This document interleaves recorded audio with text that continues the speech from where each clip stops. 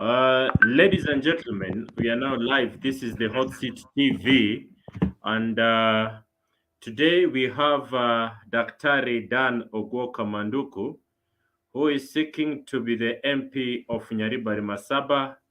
Dan Manduku has a vast experience in leadership, and he has experience in various positions that he has served in government. So today we want to look at his ambition to become the Nyaribari Masaba MP. It is worth noting that the now Nyaribari Masaba MP Ezekiel Machogu is vying for governor. And now today we want to look at who is Dan Manduku and what he stands for. So ladies and gentlemen, you can leave your comment at the comment section so that as we start, we will be able to begin the process this evening. Thank you. I'm seeing other people wameanza kuingia online. Thank you for joining us. And first things first, Daktari karibu sana. Okay, so who is Dan Manduku? I can't hear you, Daktari. Sijui. Okay.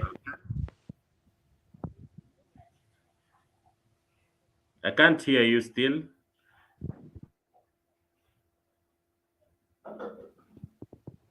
Yes. And now, Yeah, you can. Yes, yes. what I'm saying is, it's always difficult to describe yourself. But let me say in simple terms that I'm a Kenyan, 51 years old, child of Nyaribari Masaba, born and bred in Kenya, a family man, 3 children, a wife, educated in Kenya to the highest level possible, been in public service to the highest possible levels, as I can say. I've been studious. I'm a business person. I'm an architect by profession. I also run 2 industries, one in manufacture of paint and manufacture of roofing tiles. I'm also in real estate development. I'm also a farmer.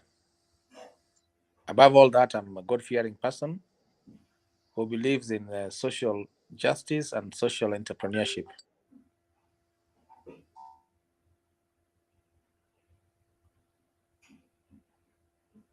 Oh.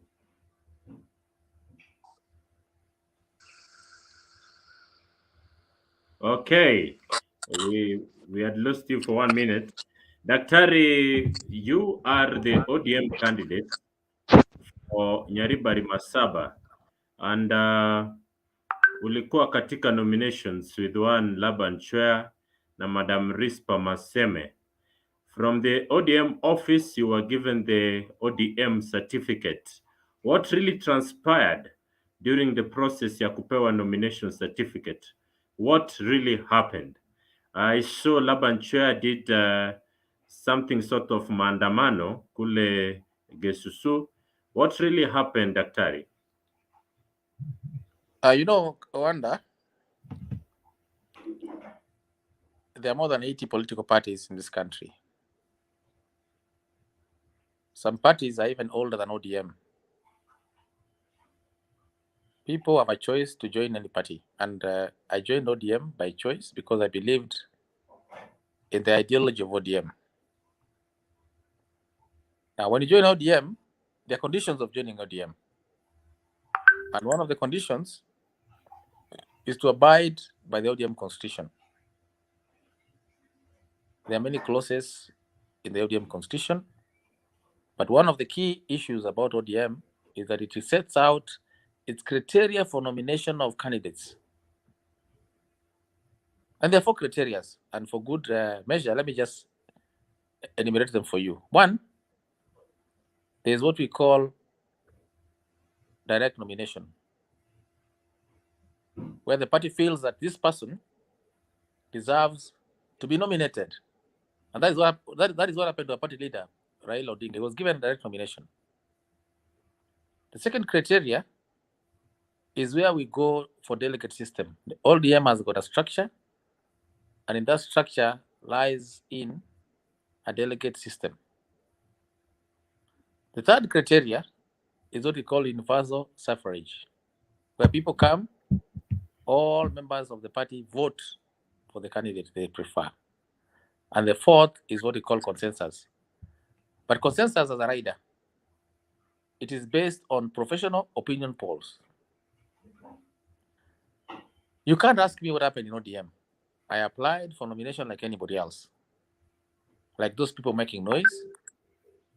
And the party used one of the four methods. I was ready for any of those methods. And whichever method they subjected me to, I would have won, because I'm confident that people of Nyaribari Masaba have decided I'm going to be the next member of parliament. So I don't nominate candidates. I didn't lobby. I never talked to anyone. But the party used one of the four methods and decided to call us for consensus. And we went for consensus. Two meetings. The first meeting was in Kisii, where we all appeared, the three candidates. The second was in Nairobi, where one candidate opted not to appear. This is on record. Now, based on the consensus method and based on popular opinion polls conducted by professional firms, in fact, in our case, Nyaribari Masaba, they did 4 opinion polls. And even when we went for the final consensus, they said, no, let's do one more opinion poll. Let's do a last one to be sure. It was conducted, and I was called for my certificate. Surely, how can you ask me what happened? It is based on the ground. Let me tell you, people make a mistake. They think that spending time with the party officials in Nairobi will help them. What helps you is spending time on the ground, understanding your electorate, and responding to their needs. And that's what I've done for the last 1 year. Okay, Laban Chair said that you gave out a lot of money to pick out the ODM certificate. You bought the certificate. I Let saw me this tell for you, supported your bid. What is the message to Laban and Madam Rispa? I mean, why did he buy it then? If it was in the market, why did he buy it? Why did he buy it if it was in the market? Okay, even if I bought it, did I buy for Nyaribari Church? Did I buy for Kitutu Church South? Did I buy for Wasi? Did I buy for Wanjari? All the 9 constituencies in Kisii, the certificates were issued direct. Did I buy all of them for? And even if I bought, what is the problem? Why did he buy them himself? If that was a method, because I gave you the 4 methods. Buying is not one of the methods. Okay, thank you. Thank you, sir, for that response. Also, in the ODM party, for our viewers who don't understand the reason why you didn't vie as governor, you can explain that to them, because first, when you came to Kisii, you wanted to vie as governor of Kisii County. What made you to vie as MP Nyaribari Masaba? You know, only fools don't change their mind. I've set out to be governor of Kisii, and I believe I'll be governor one day, God willing. But then there were dynamics. We Kisiis, unfortunately, vote according to clans. And I realized that in my clan, Nyaribari, there were 5 candidates. And 2 of the candidates who were there were already incumbent. One was a member of parliament, is still serving as a member of parliament. Another is a serving senator. Secondly, they were much older than me in terms of age. In fact, one candidate is 20 years older than me, the other one is 30 years older than me. And I respected that. I said, these are my elders. I must respect them. Thirdly, they came to me, the 2 of them, and talked to me and told me, please, consider going for member of parliament and give us a chance to go for governor. Now, my friend, if somebody who is 30 years older than you comes to you, will you say no? Really, I respected that. But most importantly, I consulted the people of Nyaribari and Masaba, and they told me, young man, we can consider giving you the position to serve as member of parliament, at least for 1 or 2 terms. Let these wazes go ahead of you so that you don't crowd the race. And I did that with humility. And that's when I changed and decided to run for member of parliament. Okay, thank you. Thank you for that response. I think our viewers can now understand why you didn't vie as governor and now you're vying as MP. Now, when the two people came to approach you, that is Professor Ongeri and Ezekiel Machogo, I'll ask a very straight question. Whom do you support for Governor Kisii County? You know, I have got 1 vote. Kisii County today has more than plus or minus 800,000 votes. My 1 vote may not make a difference. But what I can say is that let the people decide. So you are in ODM. You don't support the ODM candidates? I support one of the governor candidates running. Okay, thank you. Nyaribari Masaba is a constituency ambayo majorly clan based. It's clan based. How do you want? Because I hear you come from the same area as the UDA candidate, Ben Momanyi. We also have a third candidate, Pierre. So how do you expect to maneuver through this clan issue? Because people say you are a front runner, but how do you uh, set to maneuver through this clan-based politics? There are 3 things, Mr. Wanda. One, I am not going to sell my manifesto or agenda based on the clan. Now, that is what I've done. I don't go and say I come from this and this clan because I believe those are superficial things. As much as we come from clans, we have also had very serious intermarriages across not just Nyaribari and not just even Kisii, but across this country. You find somebody whose mother is a Kikuyu or whose mother is a Mkamba telling you Nchinomo Guche or Nche no Motondo, like in our case. So I've told people we must go beyond the clan politics.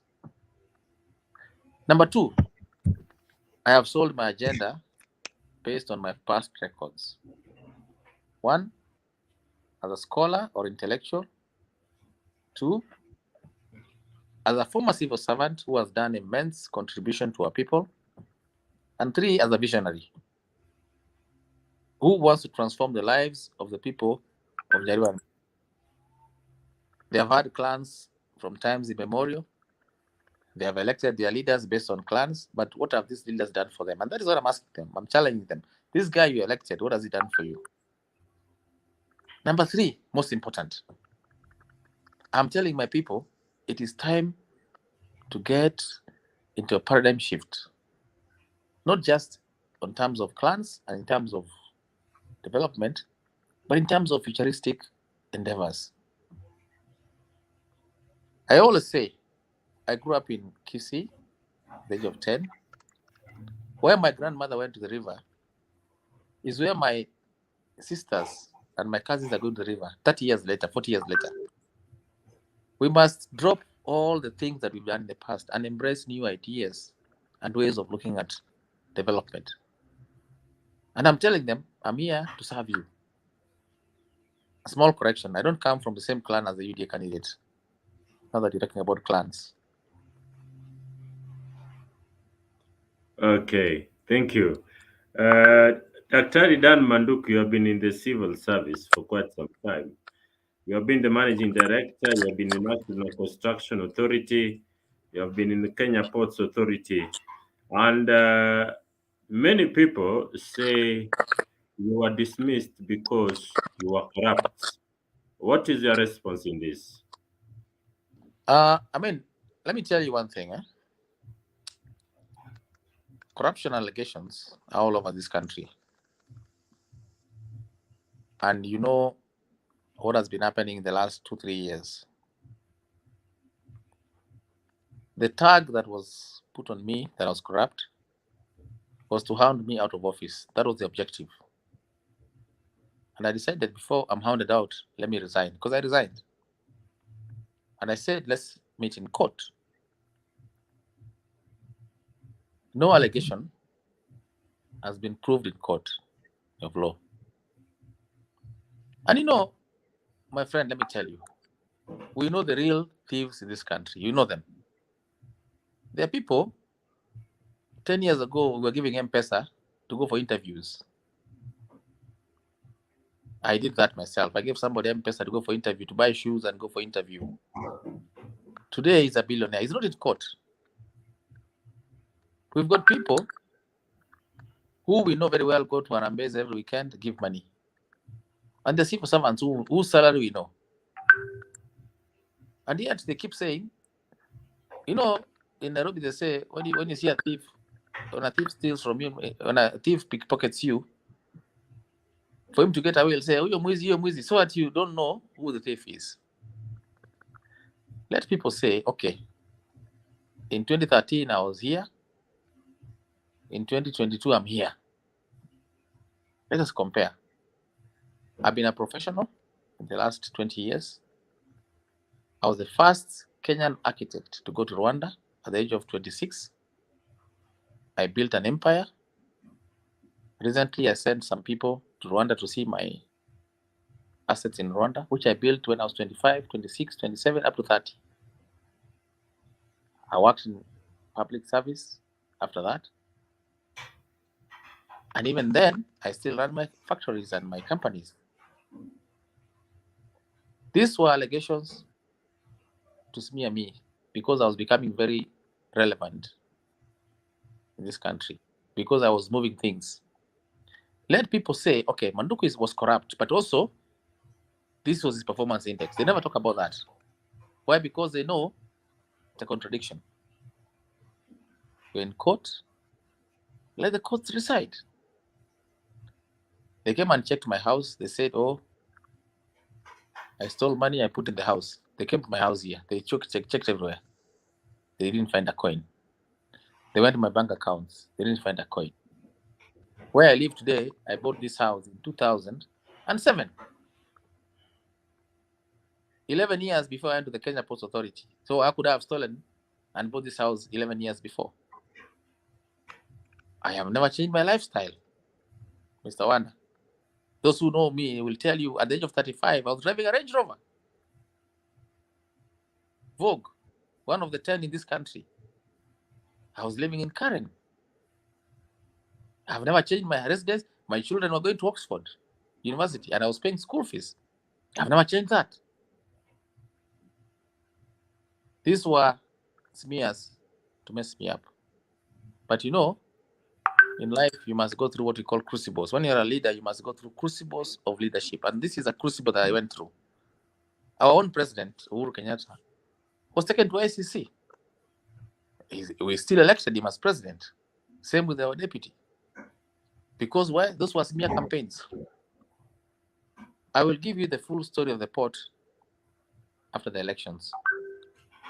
Because I have a dossier I'll give you after the elections. Thank you. We are waiting to know what happens at KPA because Ask yourself why. Ask yourself why. 2 years after I left, they have never had an MD. They do interviews, they can't open, they can't close the interviews. They ask yourself why they're changing some stuff. Even now, I'm told they have changed some stuff, procurement. They have changed, I don't know what stuff. Why, if I was the devil incarnate, how come they can't elect or appoint a new MD? Why? Look at the performance things I did at the port. Look at the performance measures. Revenue collection, look at moves per hour, look at maritime records. All of them, they were set by Manduku. And they'll never be broken, by the way. And I'm confident about that. Thank you, sir, for that response. We hope to get the dossier after election, and yeah, I hope you will explain to us what is happening at the Kenya Ports Authority. What have you done to the people of Nyaribari Masaba in your tenure in the civil service that they can trust you with, the little you've done to them, so that they can be able to trust you with their vote come 9th of August? I've done a lot of social entrepreneurship. I have put my hand in. I don't think there's any leader who has done more churches than I've done. That I can tell you without fear of contradiction. If you want a list, I can give you, because I keep records. I am the one who has contributed most to students who've gone to school. Apart from CDF, I'm the next biggest net contributor to education. I have done the most funerals. I support people when they lose their loved ones. I support them, even to date. I do 31 to 35 funerals a week, consistently.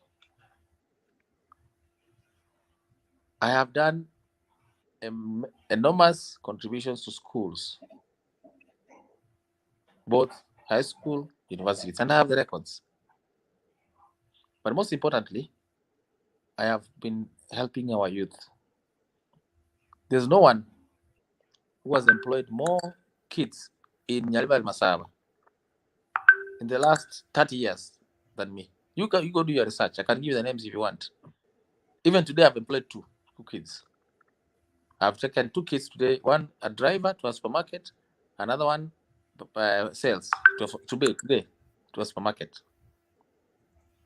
Those records are there. Where I'm able to help, I do it myself. And they trust me. They know that this is a person who's dependable. And I don't employ my children. No. I go to the community and look for the most vulnerable, the most deserving cases. And where I'm able to assist, I do that. Even some of my opponents who are running around, they worked for 30 years in the civil service, 40 years in the civil service. They didn't even employ a driver, single driver. I can give you the names if you want, of people I've employed. Not just Nyaribari, by the way, the whole of Kisii County. You know that. So no matter. Okay, thank you. That's what you've done in the civil service. Clinton Mwene says you're a man of actions. You actually employed him at National Construction Authority. That's in the comment section. Now, Dan Manduku, you've said what you've done in the civil service for the people of Nyaribari Masaba. What is your agenda for the people of Nyaribari Masaba going forward? 5 agendas. 1, youth empowerment. We have got a lot of children, kids who are at home with degree certificates in the locker. It's a shame when they wake up in the morning and they have to wake up in their parents' houses and look at their parents' eyes. I am creating an enabling environment, especially aggregating and having a database of our graduates, so that I'm able to immediately identify gaps or opportunities where I can second them to, based on my networks in business, my networks in government. That's agenda number 1. Agenda number 2, education. I believe that education is a key to transforming lives of our people. I am what I am because I was educated. I went to Alliance High School during my time, and I had an opportunity to change my life. And how will I do this? 1, fair allocation of bursaries. 2, ensuring that the school infrastructure, which is under CDF, is well distributed in terms of development and quality. Lastly, motivating our teachers in the constituency and promoting them adequately. My pillar number 3 is infrastructure. Today I was reading an article in the papers, very sad article, that in one constituency in Muranga, they have had 300 kilometers of roads in 5 years. It was in the papers today. Muturi Kirano's constituency, 300 kilometers of roads in 5 years. Nyaribari in 10 years, we've got 0. We hear that the Jubilee administration has done 10,000 kilometers. Even if we did an equal math, you divide 10,000 by 300 constituencies, or 200, because 100 are urban constituencies. Starehe, Mombasa, they don't need roads. Nyaribari should have had 50 kilometers. We've gotten 0. And Nyaribari, Masaba, to transform it, you need 32 kilometers only. Eroka, Ivacho, Kiamukama. Nigwete, Kiamukama, Ekona, Ramasha.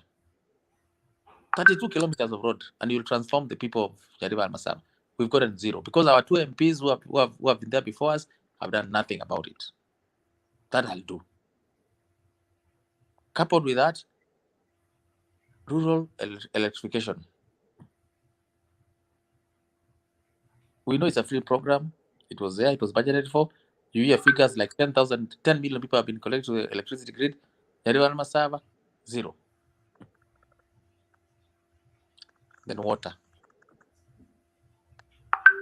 We are a county that has got rich water catchment areas. As being a person who has done industry, I understand a lot about water because I've done a lot of water resources myself in my private sector life. Because whenever I build, I also provide water. So I understand things to do with water. And it is unforgivable that our grandmothers are still going down the river carrying jerry cans on their heads for 10 kilometers, 5 kilometers, 3 kilometers. It's unforgivable. Well, we've got a very stable water table in Nyaribari and Masaba. The last thing is I believe in industry. I'm an industrialist myself. Value addition. We can't wait for the county to come. It is taken too long. We must do some things ourselves to do value addition to our products, our crops, so that our people can be empowered. Okay, you have talked about industrialization. You'll start up industries and not expect the county where we look at these resources because I don't think CDF with It's never CDF. about resources. It's about aggregating the right people. Let me tell you, my friend. Even if today I came and said I'll link markets to produce, and in the middle there are my people of Nyaribari Masaba, and we start a cottage industry where they just pick, sort, clean, pack, and sell. That is the starting point. That's the primary industry. Second level is when you have critical mass, then you start talking about cold storage. Then you bring in other players like financiers. I mean, once you've got critical mass, someone will come and give you money to buy a deep freezer. And then again, once you expand, you say now, instead of just selling as frozen, now let us now do what we call cutting and processing. It's always about the right idea. And we've got partners. We've got banks who can give us money. We don't need the CDF in these things. We just need the right leadership to connect the market and the source. Then in the middle, we play as catalysts. Okay, thank you. You have talked about your former predecessor. You've not done a lot, especially on the road network in Nyaribari Masaba. Do you say the now MP? What is your take about the performance of the now MP Ezekiel Machogu? Machogu has done very well in the education sector. I also know that as a member of parliament, you can't do everything. He picked one sector called education, and he has done very well. I give him kudos for that. But you see, you must balance. You can't have a very good school, and to get to that school, you must ride a motorbike. But I also know that Machagu, the moment he was elected, started thinking about becoming governor. So I think as much as he was doing his work at CDF with schools, he was thinking about how to become governor of Kisii County. But he has done very well in school. That I cannot fault him. Okay, thank you, thank you. Uh, what is your take about, because he's in UDA and is noted to say that he has no preferred candidate. Do you believe such sentiments? Because there's a UDA candidate in Nyaribari Masaba. Of course, he knows that the UDA candidate they have is not strong. And of course, he knows that because he wants votes from everyone, he must be a fence sitter, which is okay. It's politics. And that is democratic right. But then, what I can tell you is that, you see, this is a democratic country. People pick the best candidate, they weigh them, and they choose the person that they think will serve them best. And so, for him, I respect his opinion and his position. Okay, one of the person, Bernard Nyaura, says that you were given the ODM ticket because you are close to Governor Ongwae. You don't support Harati. What is your take on this? Close means what? Is he my brother? Is Ongwae my brother? Is Ongwae my father? Is Ongwae my business partner? I came to ODM recently. I found Arati and Ongwae there. I found other people also there in ODM. Does he believe that opinion polls that ODM did were false? Does he believe that I sleep in Ongwae's house? I mean, what does he say by a closeness? Okay. Do I eat in I his don't know how house? I When don't know how close. is the last time I saw Ongwae? Where is he? I don't even know where he is.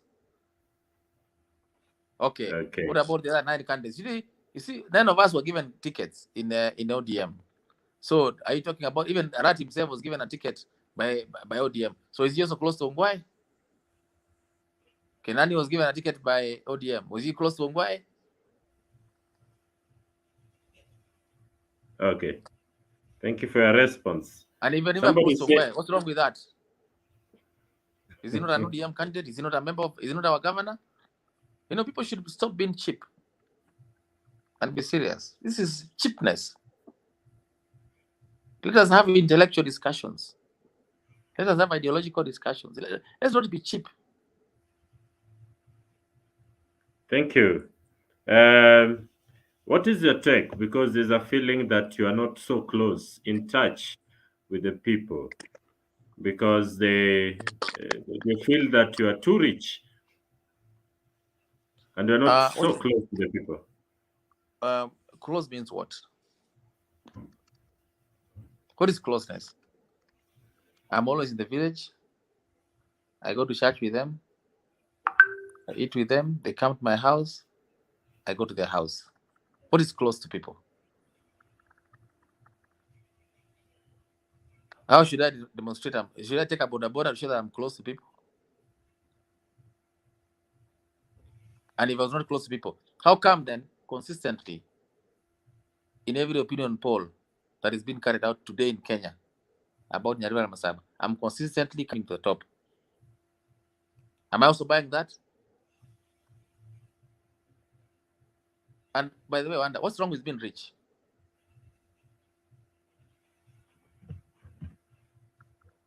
Okay. I can't answer some of those questions. That is a feeling of one of the person here Should that I you're be too rich. poor? Should I be poor to show that I'm close to people? Okay. Thank you. Thank you for that response, Mishimiwa. And we go to another section.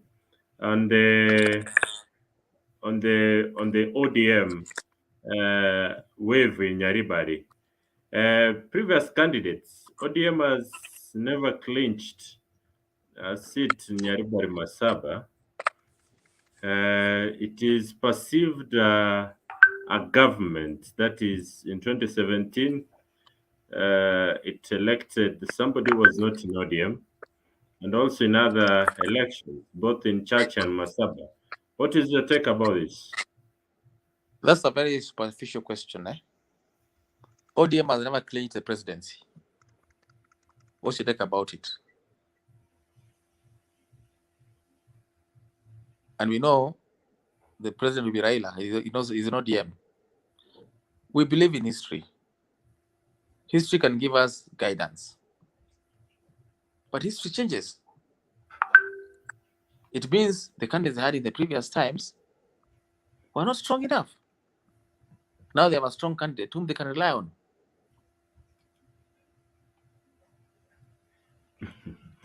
Okay, that is Honorable Dan Manduku, who says is man who will be able to change Nyaribari Masaba and will be the first ODM candidate to win this election. Uh, yes, as somebody is asking, uh, what is your take on agriculture sector, and how is that poor farmer back at home going to benefit from your governance directly? Agriculture. Number one, let's understand that agriculture is a fully devolved function of the county government. Unfortunately, the county government has not done very well in agriculture. Number two,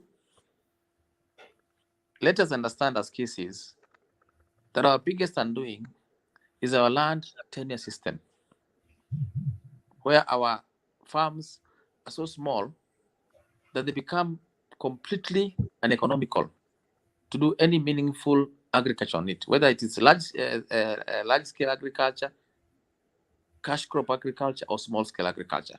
And so we are reduced to what we call agrarian or subsistence farming. There are two things we can do about it to solve this. Number one, we must focus on value addition more than anything else. Number two, we must focus on horticultural crops that take a shorter time to turn around. This dependency on maize and crops that take what we call perennials cannot help us.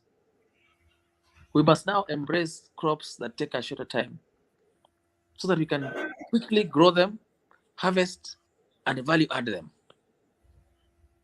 I've been privileged to travel around the world, and I've seen countries where crops that take a shorter time have been able to change the economies of those countries. In Kisi, that is what we should do. But I always say, and I repeat again here, we will never make money from agriculture in Kisi. It is time we became like the Jews. We convert our land to more sustainable and economic uses. And that is why I've always been an advocate for industry. The typical Kisi family, like myself, I'll tell you, my father has 8 sons. And my father has 2 acres. So you do the math. Suppose he gave each of his sons an equal portion. How much land would each of us get? And that is typical of every family in today.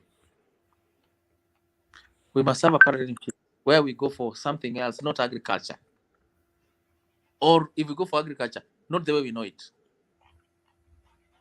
Or even if we go for agriculture the way you know it, not the way we do it. So me, I'm advocating for one, change of paradigm shift. Forget about the traditional crops that we grow. Maize can never help us. Even tea doesn't help us, by the way. People don't know that. A tea farmer will always complain at the end of the year that he never made enough money. When I was growing up in Kisi a long time, we had paratram. And most of our parents actually went to school because paratram was well paying. But why? It was on large scale. But we've allowed subdivision of land to very small parcels, which are not economical. For me, it's about value addition. How can we take our crops from the market, from the garden, transform them, and export them? Otherwise, we'll never benefit from agriculture as it is today. We must change it. But don't forget, agriculture is devolved to the county. It's not the MP who deals with agriculture. Okay, we have the bursaries. Somebody's asking about bursaries. Do you think the Nyaribari Masaba students are getting enough bursaries? If not, do you pledge that you'll increase the amount given on bursaries, or what is your plan, especially on the education system or money for school fee and bursary? Uh, Let me tell you this, Wanda. Bursaries are part of the CDF, Constituency Development Fund. But even then, they are capped at a certain percentage. Only a certain percentage of CDF can be used for bursary. You can't use 100%. There's a maximum amount. What has been happening, and that's why people complain, is that these bursaries have not been fairly distributed. They have been allocated based on political patronage, friendship, and other criteria that is not objective. For me, the first thing I'll make sure that no child gets less than 5,000 shillings in bursary. And I'm borrowing from my friend Innocent Obi from Bovasi. He did that in Bovasi. He said no one should get less than 5,000 because we have a problem in Nyaribari Masaba. Some people get 1,000 shillings. Some students get 1,000 shillings. Others get 30,000. So when you put a minimum cap and say no one will get less than 5,000, it means that those going to day school will go to day school fully. Now, those going to other schools will be forced to adjust. So there is some form of equity. Number two, and I've said this, Wanda, my salary as an MP will be 1 million a month. In 5 years, I'll earn 60 million, plus or minus, whatever. I'll put that in bursary kitty and Nyaribari Masaba to help orphans and partial orphans. I'm ready not take a salary. And that money I'm going to earn as a salary will go into the bursary scheme for our children. So that is the best I can add. I cannot increase the bursary allocation because it's an act of parliament that caps CDF through regulations in parliament. But my salary, I'll give. The same thing that I did. That I'll for the next 5 years. So do you mean you will not earn salary? And why I will are not you earn going for salary. this seat? I will not earn salary Why are you going for this seat and you'll not be because paid I for want the to serve work my you'll do? I want to serve my people. Okay, thank you. Which specific roads are under the MP so that when you get in as member of parliament usilaumiwe katika barabara ambazo si zako? Which specific roads? You can mention a few. You see, the roads. If you read the Roads Act, Kenya Roads Board Act, it classifies roads. Now, most of the roads people talk about are under the county, but we also have roads under KERA. KERA is the Kenya Rural Roads Authority. Like the road from Keroka to Iwacho to Kiamukama, Masimba, Ekona. Those roads are under KERA. Now, those are the roads that the MP is supposed to lobby for. Then we've got some feeder roads under the county, which are under the MCAs. Strictly speaking, the MP has got very few roads to deal with, but the MP then oversights. Okay, that is on roads. I think another one is asking on health. which dispensaries are under the MP? Because health was devolved. As an MP, which kind of hospitals or dispensaries will you be dealing with? The MP has no role in health. It is devolved, as they have correctly said. But then, myself, I'll deal with two hospitals. The first one is Masimba Hospital. I'll turn it into a training institution so that I can put CDF into classrooms. That way, you attract investment from central government by virtue of it becoming a KMTC. The second one is Ivacho.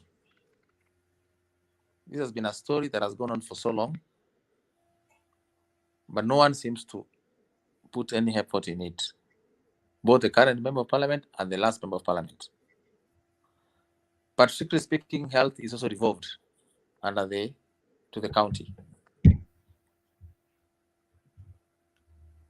Okay, thank you for that. We have also the last section is about the needy people in the society. Do you think member of parliament, because I know utakuwa na michango mingi, utakuwa na needy cases, cases za michango hospitali. What is your plan about the needy issues in your constituency as you become MP? There are two things that I want to do. First, I want to create a Nyaribari Masaba social welfare fund. This shall be a fund that I shall create, and I shall use friends and partners in private sector to attract funding and grow a kitty that can assist our needy people, because those people are always in society. And by the way, I wonder, as we are talking, where I've been able to help needy people, I've done that. And my record speaks for itself in the last 2 years. But most important is to identify these needy people, have a database, and give them priority or fast track their requirements, especially when it comes to allocation of bursaries. Number two, when you have a job opportunity, it's good to give them a first chance where they first get a first chance, at least if this is a job, whether it is them or their children, so that we can uplift these families. But most important is to continuously try and uplift their livelihood. If they are in a business, for example, you encourage them by setting up what we call by empowering their welfare societies.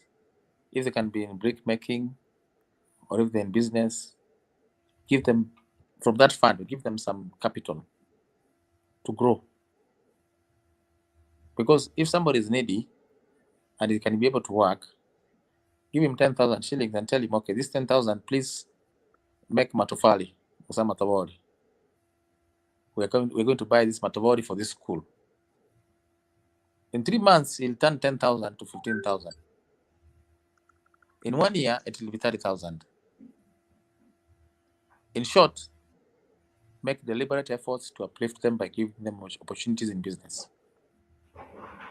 Okay, thank you. Brian Mochama, Mheshimiwa, please talk on the healthy issue about Kiamo Kama Dispensary, which has a stalled building.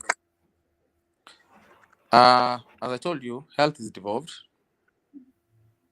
And the best I can do as member of parliament is to lobby using my friends and networks in central government for funds to be allocated to specific projects.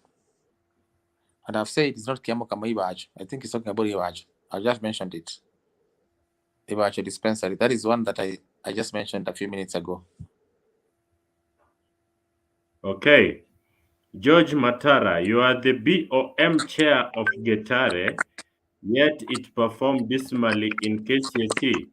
What difference will you do in the constituency to improve the academic standards of our schools? Thank you for the question. I think let the caller get his facts right. I'm not the BOM chair of Getare Girls, but I was a former chair. But having said that, I think education is wholesome. And you must understand that there are too many players in the education sector. Sitting an exam is just an event. We must look at our school infrastructure. We must look at our teacher regime. We must look at motivation of teachers. We must look at are the children getting bursaries to go to school. There are many things we must look at. Exam is just one thing that we look at as an end. When I become a member of parliament, I will address the environment first before asking for results. You can't ask somebody to give you results when this person does not have water to drink or to shower in the morning. The child must wake up in the morning, go fetch water first, come back. This child is supposed to compete with somebody who has tapped water in the room. We have challenges. We have had challenges, big challenges of infrastructure in Gitari Girls. They sleep in Mabati dormitory. We have decided to actually do. They eat in a Mabati dining hall. So it's about looking at the environment first. You must look at the cause of the problem, not looking at the problem at the end. And I do Okay, that for all schools. what is your general view about the performance? KCC ilitoka juzi about the performance of Nyaribari Masaba students this year and previous years. And do you think in your regime we'll find one Nyaribari Masaba school in the top, either in the county or in the nation? Good question. Honestly speaking, our schools never performed as well as we thought it should. And that means it's an underlying issue. The first thing I'll do once I'm elected is to call up for a meeting of all stakeholders. Identify the problem. By stakeholders, I mean I'll call teachers, education officers, parents, and student leaders. Identify what ails our schools, because we take pretty good kids into those schools. But I can tell you, even before we go there, many of our children don't go to school all the time because of the challenges of school fees. We've had a big problem with school fees. But then I'll call a stakeholders meeting in Nyaribari Masaba, various forums, identify the problems and deal with those issues. Number two, we don't deal with Form 4 or Form 3. We start with Form 1, entry level. What are the issues in entry level? Because it is these people who enter, it is these children who enter at Form 1 that progressively go to Form 4. So we start solving the problem from Form 1. And I can assure you, my friend, take it to the bank. By the time I'm done with my 5 years, schools in our constituency will be among the best performing in the county, if not in the country. Don't forget, I'm also a scholar. So I know these things.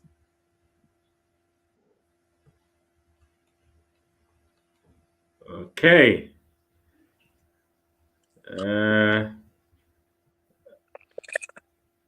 So somebody says the CDF kitty has been vandalized, corruption at the bar.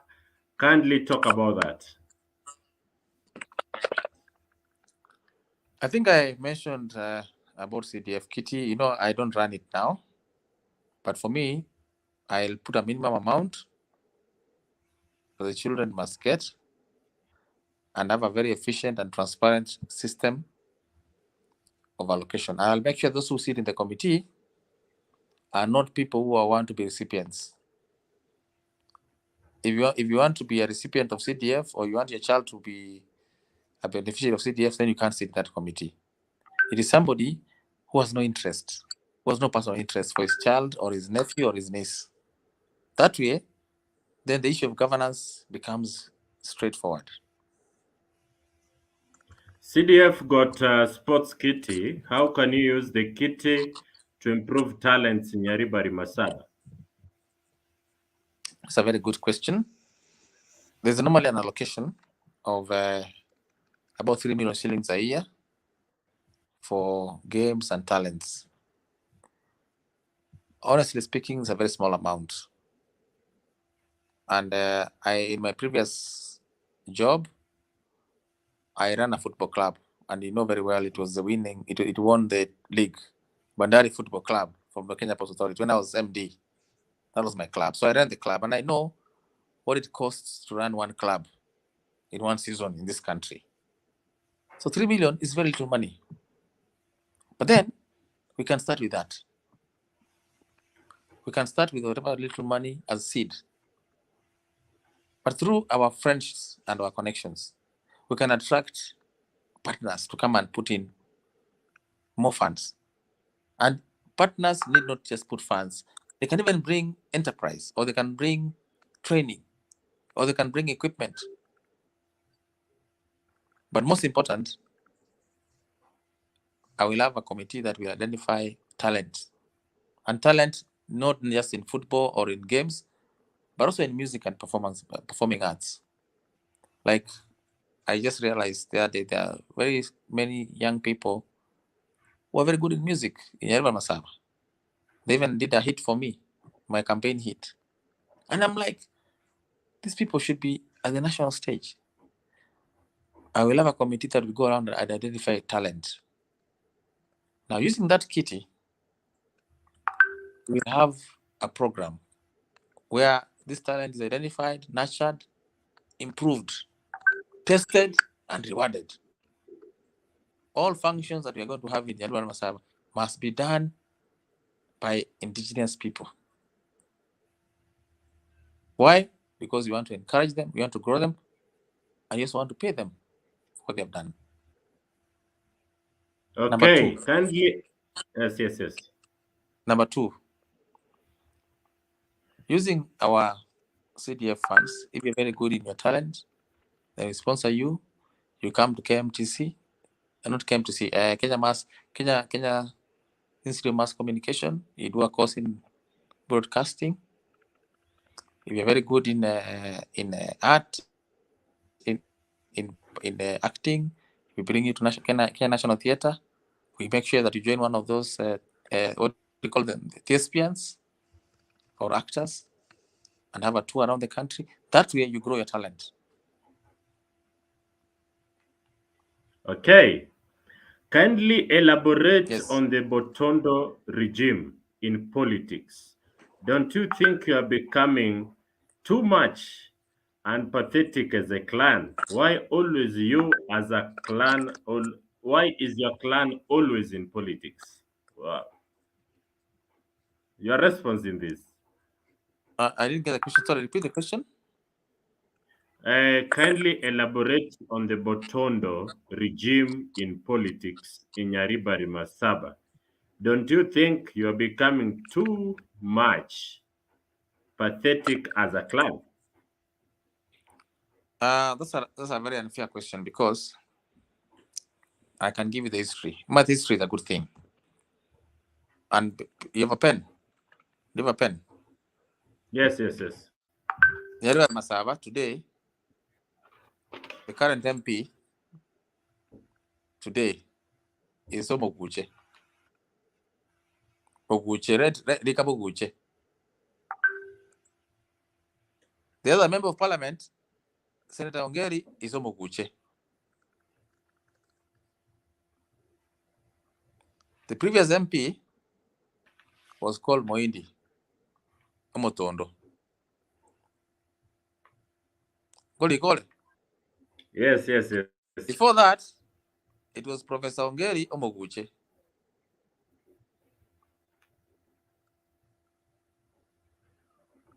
Yes. Before that was Dr. Hezron Manduku Omotondo. Yes. Before Manduku was Ongeri Omoguche. Okay, yes. Before that was Manduku again Omotondo. Write down. Yes, right. Let's do the math.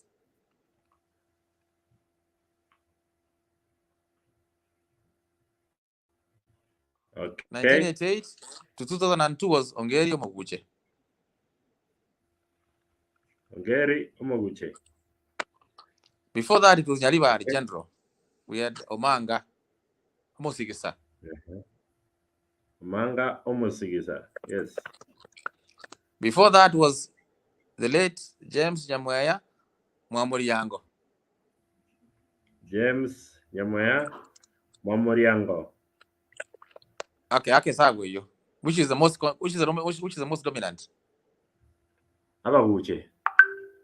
So, is that question fair, really? Okay. That is on clan politics. I'm a scientist. Yeah. I like doing things scientifically. So it seems Abaguche will. It's time for Omotondo to be the MP because Abaguche have gone for the previous 2 terms. You're putting words in my mouth. Okay, sorry. Okay.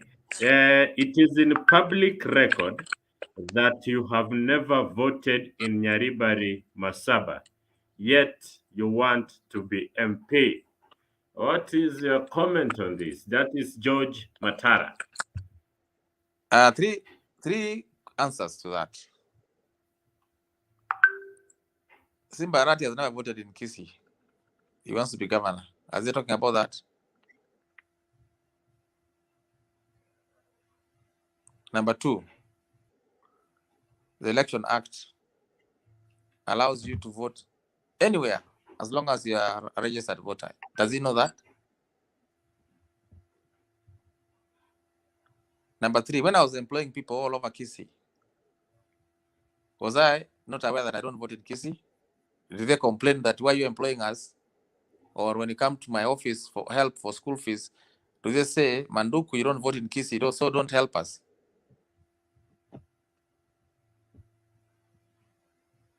You can't have your cake and eat it.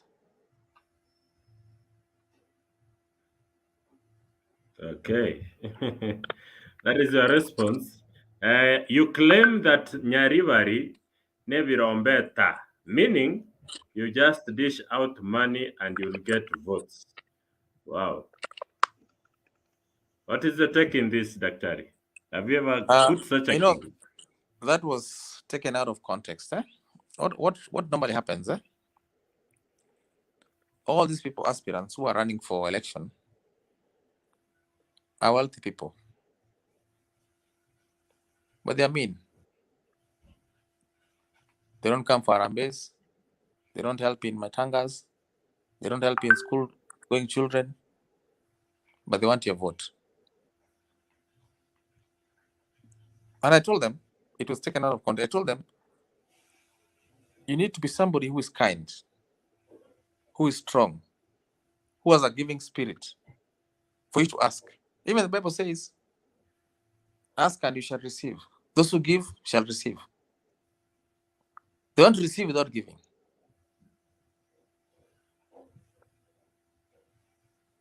That was the Okay. context. Okay. Thank you for your response.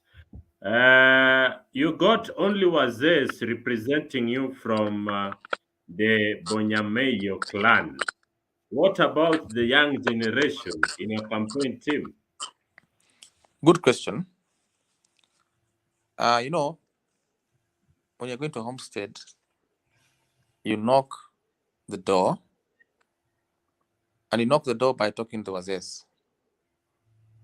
That is where I started. This year in January, I had a very big youth conference, and I'm having another one in May. I started by talking to the elders, asking them, allow me to come to seek votes into your homes. You can't come to my house or under without talking to me first. I find you talking to my kids or talking to my wife. I started with wazes. So I spoke to more than 4,000 wazes, opinion leaders, across the 19 clans in Nyaribari. An average of 200 wazes per clan, asking them, please allow me to come and ask for votes from your homes. People misunderstood that to mean that I have wazes in my team. You just need to look at yesterday's events. Yesterday, I participated in 5 churches. Yesterday, I was in 5 churches. On Saturday, I was in 7 churches. Yesterday, I was in 7 churches. On Saturday, I was in 5 churches. Look at the people I sent to those churches. Half of them are youth. And where youth means 35 and below. Just look at the clips. They're available online. You'll see there's one muse, most like the church elder, introducing the young men whom I've sent. But I'm still taking more young people, and my team is open. Young people can join me anytime. Okay, that gives a question from one of the viewers. He's asking, will youths be part of your administration regime? It seems it's a concern that you should assure the young people of Nyaribari Masaba. My record speaks for itself, Wanda. You need to go to the National Construction Authority and realize that I was the oldest person there. I deliberately employed young people, 25, 26, 27, 28. You go and check. Now probably now they're 35 maybe or 34 because I left there some time back. I believe in the youth. I work with the youth. All my team bloggers are youth. You know them, some of them. But you see, like any site, when you go in, you must go through the elders. Okay, so Diana is asking, the other day you were saying that labda Nchoya hana kakitu, wewe ni piston 18.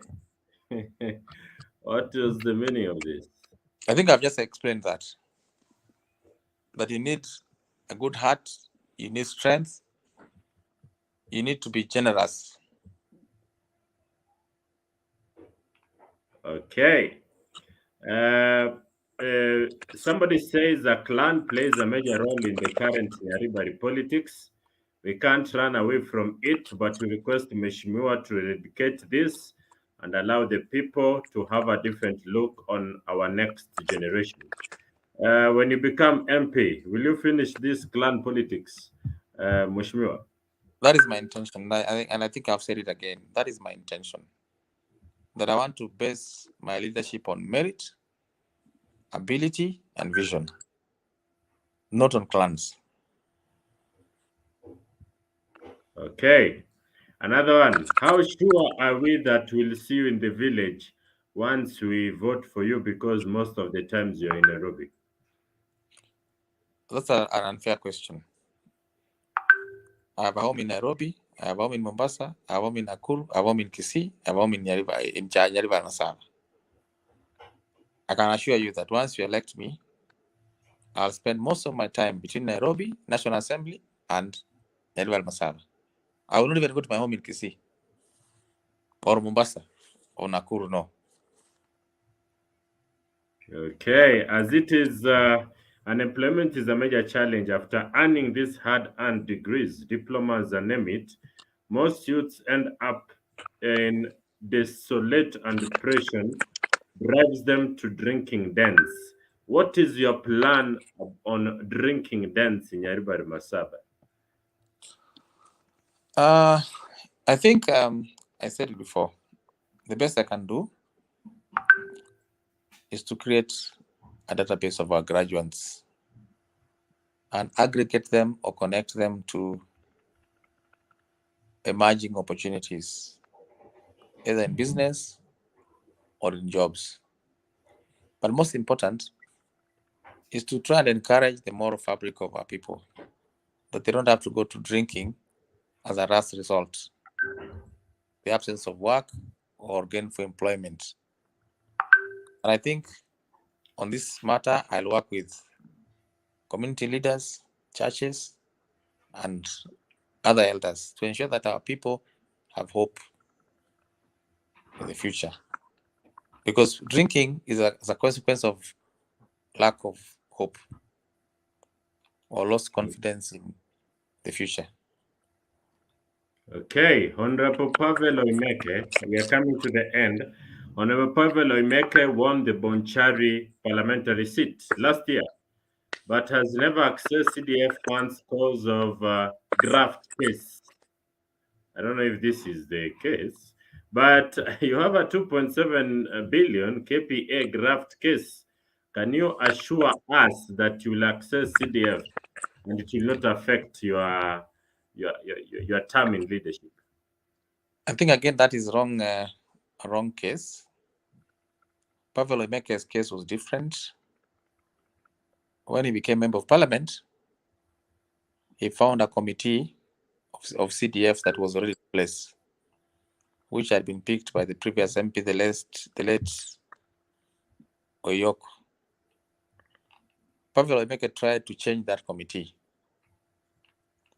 That committee went to court and they obtained court injunctions. And that is why he was not able to access CDF. So this person writing this message to tell him or her to get the facts right. No two cases are related.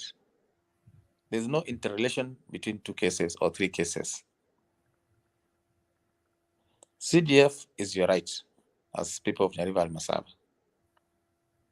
It is actually a God-given right, as it were. And so they should not be worried about anything about that. Okay. The last one, as we come to the end, you were kicked out of chairmanship of Getare Secondary School because of poor performance. Wow. Substantiate. Somebody's asking that. Is that true, Mheshimiwa? It is him who needs to substantiate. I was never kicked out. I resigned because I was based in Mombasa. I was based in Mombasa, and the school was in Kisii. At that time, it was not possible to commute. So I said, rather than miss many meetings, let me resign. So let him substantiate by that. If he says I was kicked out, he should produce a letter showing he was kicked out. These are things that are supposed to be factual.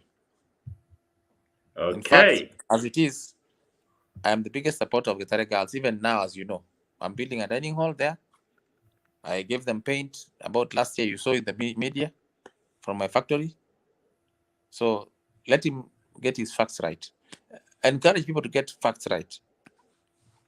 Okay. That's why we are here, Mheshimiwa, so that people can get the facts right. We read their questions and you are able to answer so that they can be able to understand what is your position. The last question: the Nyamoya factor matters a lot in your campaign. Nyamoya campaigned for Machogu, but later they had wrangles. How sure are we that hamtakosana kwa njia? Uh, you know, um, let me tell you, my friend, he's talking about one of my staff in my campaign. I've got 160 members of my campaign team. Nyamoya is one of them. There are another 159 people in my campaign team, and my team is still expanding. Nyamoya is a voter in Nyaribari Masaba. He has a vote. But most importantly, if you've been a football fan like I've been, if a team wins this season, for example, if you watch, say, international matches, when I was young, I used to have a guy called Jose Mourinho. He was a Chelsea champion. And everyone wanted him because why? He could lead a team to victory. Nyamweya has scored a victory in a previous campaign team that he was in. Obviously, his ripe talent to come and join my team. And with others, I'm not saying he's only one, the others will also join. And we expand the team. So people want me to pick somebody who has never won a match to come and run. Will you pick somebody who has never won any match to come and run your team? Is it possible? Wonder. Not possible. You pick someone who has been tried, tested, and passed.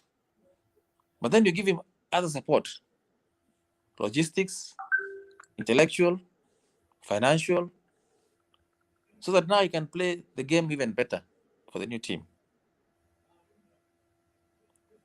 If they disagree with Machogu, was I there? If me and you disagree, does it mean that I disagree with somebody else? I think we should stop doing what we call stereotypes. And that's why I always say, let us be objective. Nyamweya never disagreed with Machogu. At least I'm not aware. They never disagreed. He just left working in that place. I employed him. So does it mean that if you stop working for somebody else, you can't be employed somebody else? By somebody else. And if you're doing your work very well, you're doing a team, you're playing your team very well, you're playing your position 9 or 8, or 6. Does it mean that I cannot employ you because you disagree with somebody else? Let us also not personalize this campaign.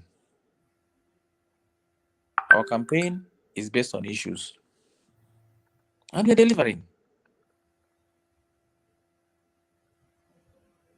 So let people be objective and say, okay, here's a mistake. Can we improve it like this? Don't say, oh, huyu walikosana na Wanda, hiyo ni mtu mbaya. No. Come and say, Wanda is very good in his talk show. Now, let us bring somebody else who's very good at something else to assist him. That is how I want to lead Nyaribari. Our biggest undoing has been where we want to do things in general, saying, me, today, I want everyone's vote. I'll be happy. Because me, I want a vote. I'll be MP for everyone. I'll be MP of Wabaibi, MP HP Pocket, MP Yabarogi, MP Yabandechi Kanisa, Abalimu. I'm MP for everyone. So everyone is in my team. And I can't start saying, no, I can't be in my team because they disagree with somebody. No. I look at your strengths. And that's how I want to improve Nyaribari. I look at your strengths. How can I nurture it? How can I grow it? How can I help you to move to the next level? Otherwise, we all have flaws. Even me, I've got my flaws. I've got my problems. But we can't work by saying, if you have got an issue, then we put you aside. No, we need everyone to be calm, to go and 5 years is a very short time. I can assure you in 5 years, again, we'll be talking about another term or something. Okay. Thank you. And who is this Nyamweya? Naona kuna Joshua Ntiri anasema you have employed Nyamweya. Why don't you employ even me? Ikia baba Joshua Ontiri. Sijui Let him kama make his utampea application. kazi. Let him make his application, and I will employ Okay. him if he's got my vision. If he understands Nyaribari very well, and if he's willing to work with me this journey to the end. Chicago Primary is in pathetic state. Or this is irrelevant for this because it says while in KPA. Okay, that is not relevant. If Dr. Laban Chua defeats you, will you concede defeat? If Laban Chua defeats me, and it's a big if, I'll concede defeat. It's a big if. You know, if you understand the elections in Nyaribari, you can't ask that question. Okay, thank you. Mm. Why have you not built the toilets you promised in Nyanturago, Chitago primary schools? Yet this is your home area. Let him again check the facts. Let him check the fact. Go to Chicago. The toilet is standing. It's there. It is there standing as we are talking. See now, people ask things that they don't know about. It is there. Okay. Mambia kana Okay. There's somebody called Moses J. We need those jobs. Dr. We lack, and quite a number of positive comments coming on board. And as we come to the end of this discussion, Mheshimiwa Daktari Dan Manduku, he is seeking to become the Nyaribari Masaba MP. Thank you for the overwhelming questions. Because of time, we will not be able to ask all of them, but thank you for the wonderful questions. So daktari, zingine nimetoa kwa hawa watu ni kama hawa watu wanatoka Nyaribari Masaba, because sijui Nyamwea, wengine wameuliza, so wanajua hiyo maneno. So what is your parting shot, Mheshimiwa, as we come to the end of this talk, show? Thank you. My parting shot is very simple. One is to humbly request the people of Nyaribari Masaba and Minto to support me in this endeavor, because my single objective is to work for you. I understand, I have diagnosed, and I know the treatment of the issues bedeviling our constituency. And I've summarized them. There are only 5 issues. In a scale of 1 to 10, I can assure you that I'll perform more than 9 out of 10. Because that has been my nature. I'm a performer, and I've always excelled in whatever I do. So I need your support. Number 2, I'm coming here selflessly to work for you. I'm not coming to enrich myself, to give my children bursary to go to school, or my relatives, but to get an opportunity to empower you and work for your children for a better future. Number 3, I ask you to look around and see how far behind you have been left by your previous leaders, either in terms of social development, capital investment, and even general infrastructure development of our constituency. When you drive around a constituency, you realize there are serious gaps which have been created because of the previous leadership that you've picked, which has not been responsive and sensitive to your needs. And I'm saying it's a time to awaken. I've had a privilege of living outside the constituency all my life. But I've also had a privilege of traveling around the country and the world. And I can tell you, our people, we have been left behind. Not just within the world, but also within the country. You need to go to Limuru constituency today, and you realize that every road is tarmacked. And I'm saying it is a time for reawakening and seeing together we must pull together. I may not have all the solutions, but I can assure you that I will strive to treat those ailments that I can see. Lastly, Thank you. pray for me as we embark on this difficult and long journey. And I can assure you I'm up to the task. Thank you. Thank you. I don't know if you can, I don't want to ask more questions, but there's somebody who has kindly asked that please ask Mheshimiwa about Mwanyantino family. Wow. What is that? That is Mwanyantino family are my cousins. My grandfather had more than 40 children. My father is one of the children. Nyantino is another child. So Nyantino is an uncle of mine. So I don't know. I mean, So what should I ask about that? Okay, thank you. Asante sana Daktari for being with us in this show. This has been a very powerful presentation today. We hope to our viewers you can get the full interview later. The full interview, you can view the full interview. But from Daktari, it's a much thanks from the Hot Seat TV. Until next time, watu wamesema tena tutafanya another show. We hope to plan one soon. Also, the others came so late. We hope to plan another show. Thank you very much for joining us. And until next time, it's goodbye from my end.